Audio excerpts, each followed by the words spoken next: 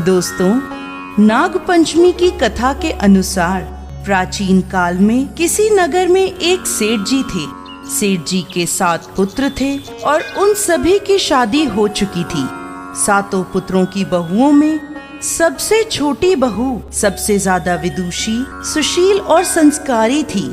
एक दिन सबसे बड़ी बहू ने सारी देवरानियों से कहा कि घर को लीपने के लिए पीली मिट्टी ले आते हैं। सभी बहुएं डलिया और खुरपी लेकर मिट्टी लेने चल दीं। जब वह मिट्टी खोदने लगी तब वहाँ एक सर्प निकला।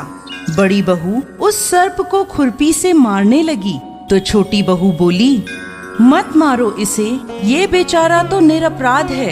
यह सुनकर बड़ी बहू ने उस सर्प को नहीं मारा। तब सर्प एक ओर जाकर बैठ गया।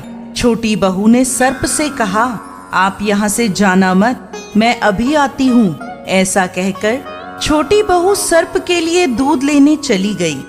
घर पहुंचकर वो अपने कामों में लग गई और सर्प को किया वादा भूल गई। अगले दिन जैसे ही उसे यह बात याद आई तब वह दूध लेकर वहां पहुंची तो उसने देखा सर्प तो वहीं बैठा है।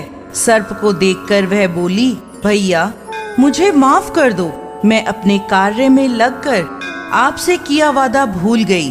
तब सर्प बोला, मुझसे झूठ बोलने के लिए मैं अभी तुझे डस लेता, लेकिन तूने मुझे भैया कहा है, इसलिए मैं तुझे छोड़ रहा हूँ और आज से तू मेरी बहन हुई।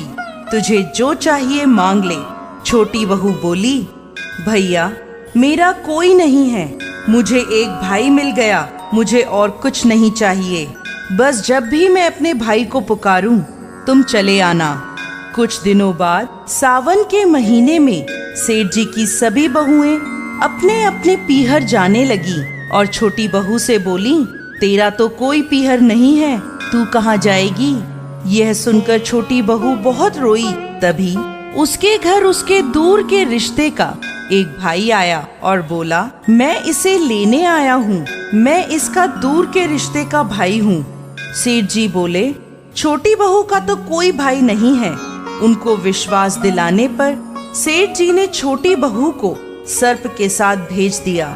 रास्ते में उसने छोटी बहू को बताया, बहन मैं तुम्हारा भाई सर्प हूँ और तुम्हें अपने साथ अपने घर नागलोक ले जाने आया हूँ। तुम डरना मत, तुम मेरी पूंछ को पकड़ लो और डरना मत, मैं तुम्हें अपने साथ अपने घर ले जा रहा हूँ। छोटी बहू ने सर्प के कहे अनुसार किया। जैसे ही वह नागलोक पहुँचे, नागलोक के धन ऐश्वर्य को देखकर छोटी बहू चकित रह गई। सर्प उसे अपनी माता के पास ले गया और बोला, माता ये मेरी बहन है, इसने मेरी जान बचाई थी और यह यहाँ हमारे साथ रहने आई है। सर्प की माता ने छोटी बहू को गले लगा लिया। अब वह वहाँ खुशी खुशी रहने लगी। उस समय वहाँ शेषनाग के बहुत से छोटे छोटे बच्चे जन्मे हुए थे। वह रोज देखती कि माँ सभी के लिए दूध ठंडा करके घंटी बजाती। घंटी की आवाज सुन के सभी बच्चे वहाँ आकर दूध पी लेते थे। एक दिन वह माँ से बोली, माँ आज दूध मैं ठंडा कर देती हूँ।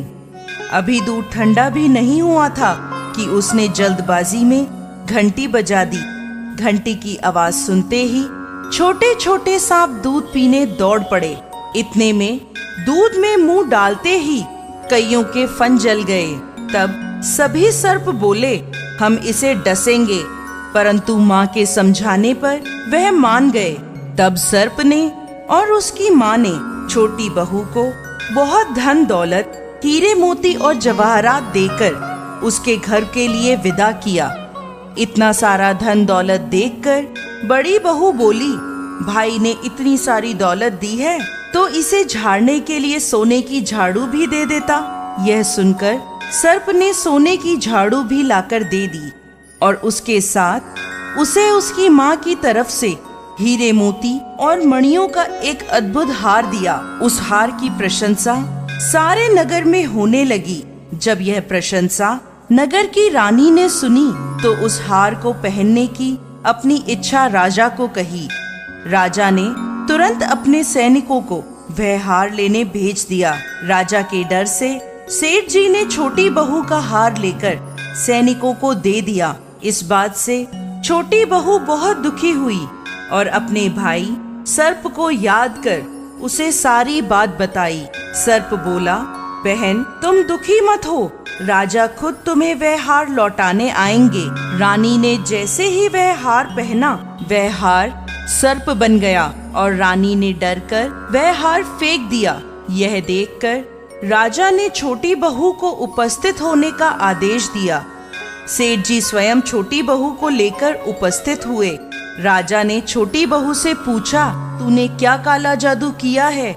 छोटी बहू बोली, राजन मुझे क्षमा कीजिए, ये हार ही ऐसा है। ये हार मुझे मेरे भाई ने दिया है। इतनी देर में वह नाग वहाँ प्रकट हुआ और बोला, यह मेरी बहन है और ये हार मैंने इसे दिया है। यह देखकर सभी लोगों ने नाग देवता को प्रणाम किया और उसी दिन से नाग पंचमी का त्योहार मनाया जाने लगा। तो दोस्तों, कैसी लगी आपको आज की हमारी यह कहानी? हमें कमेंट बॉक्स में लिखकर जरूर भेजें और साथ ही साथ हमारे इस वीडियो को शेयर करें और हमारे चैनल को सब्सक्राइब जरूर करें। जय नाग देवता।